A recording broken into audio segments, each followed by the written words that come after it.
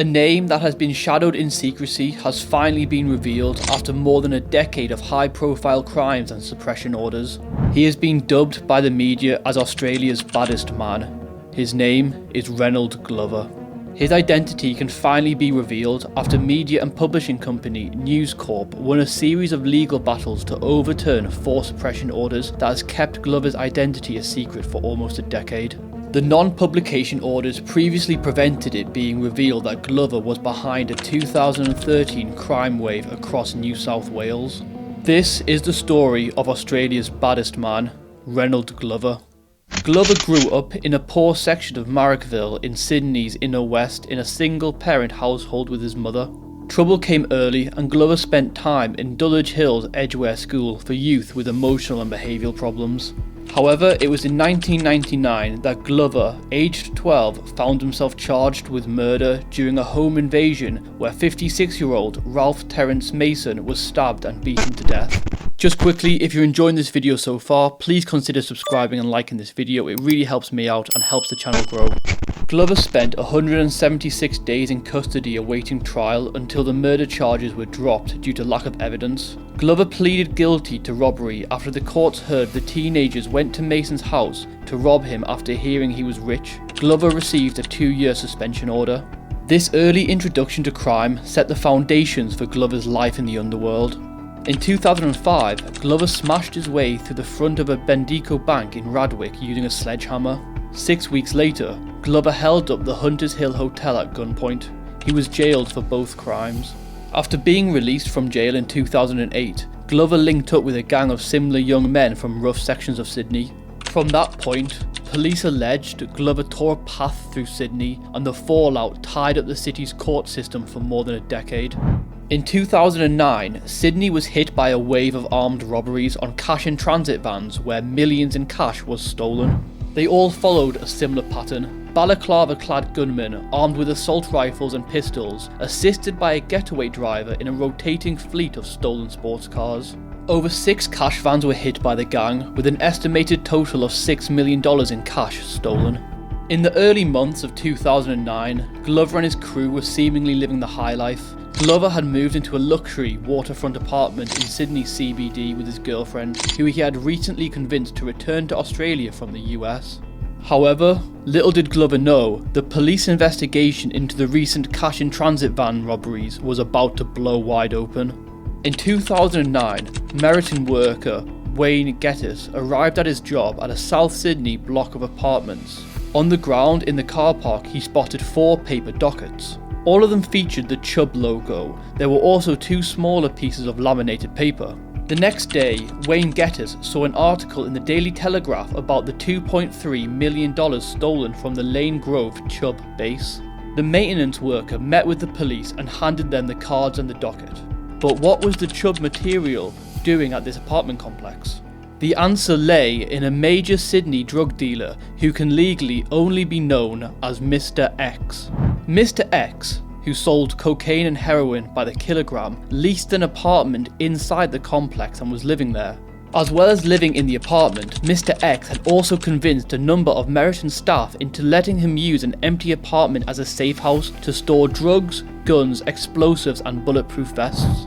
The apartments were also being used by the robbers after they had committed the holdups to count money that had been stolen and store weapons. The police were now zeroing in on the Meriton complex to uncover its link to the robberies. Another connection was that a silver Audi, which was used as a getaway car in one of the robberies, had been caught on the Meriton CCTV driving into the apartment complex's car park just after the holdup. Corrupt Meriton staff attempted to delete the CCTV footage. However, after this failed, they paid to have the entire hard drive used to store the footage replaced. When police started asking questions, the corrupt Meriton staff helped Mr. X clean up the apartment where cash canisters and guns had been stored. The guns were dropped at a Merrickville property before the bags with the canisters were dumped in the Cooks River at Merrickville Golf Club. However, shortly after, people on their morning walks around the golf course spotted them and called the police. With police closing in, Mr. X took evasive action. With the help of one of the Meriton staff, Mr. X grabbed 1.2 kilos of heroin and a revolver from the cavity behind the fridge space. He also grabbed drugs from the dryer in the laundry and took the gear to an apartment on the floor upstairs. On July 30th, 2009, detectives arrived at the Meriton complex with a search warrant for Mr. X's unit. A mystery person had told them what was inside. It didn't take them long to enter the apartment and find Mr. X's stash of drugs and guns. When Mr. X got the word his stash was found, he went on the run, and the police hunt for him went into full swing. The manhunt was quick and calculated. On August 11th, 2009, Mr. X was arrested and charged with large commercial drug supply and possessing firearms and explosives in relation to what the police found inside a Meriton apartment. Mr. X was looking at a lot of time and needed a way out. To save his own skin, Mr. X told officers he knew who committed the armed robberies and could help them solve the case. He began giving the police vital information about Reynold Glover and his crew, including where Glover lived. The police wasted no time, and at 6 AM on August 21st, 2009, they burst into Glover's waterfront apartment and found him in the bathroom. After searching the apartment, they uncovered a BMW car key that was linked to one of the robberies, a black balaclava, clothing, and a copy of the Sunday Telegraph that featured an article about one of the robberies. Reynold Glover and his crew were arrested and charged with armed robbery. For his cooperation, Mr. X was given a 60% discount on his jail sentence for the heroin, guns, and explosives found. He was sentenced to a non-parole period of 3 years, 3 months, and a total sentence of 5 years, 3 months. For Glover and his crew, after an extensive 97-day trial, he was found not guilty on October 25th, 2012. During this time, while on remand, Glover was moved to a supermax prison after stabbing a fellow inmate. Glover had also been using the jail phone, where all phone calls are recorded, to enlist 3 men to threaten Mr. X and convince him not to give evidence in the armed robbery trial. In March 2010, on Glover's instructions, the 3 men demanded Mr. X meet them at a McDonald's. At the meeting, Mr. X was given 3 choices: recant his evidence, leave the country, or both.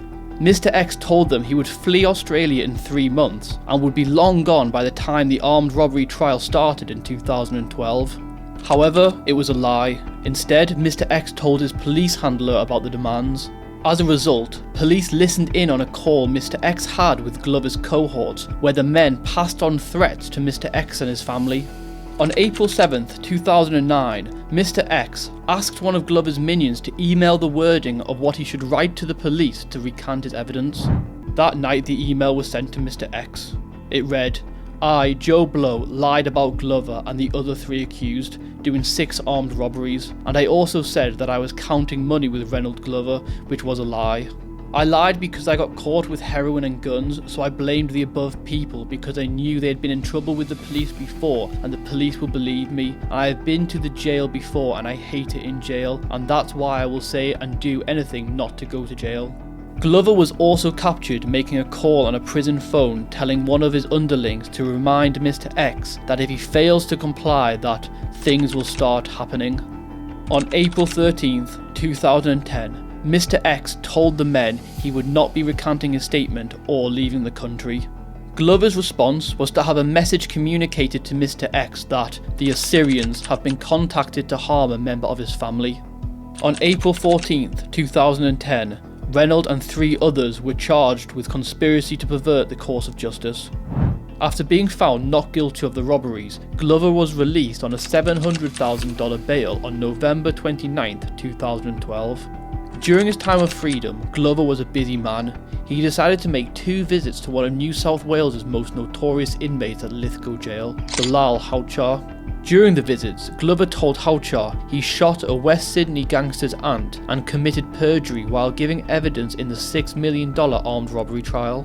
Neither man realised that a police listening device, expertly hidden inside the jail's visiting area, recorded every word they said.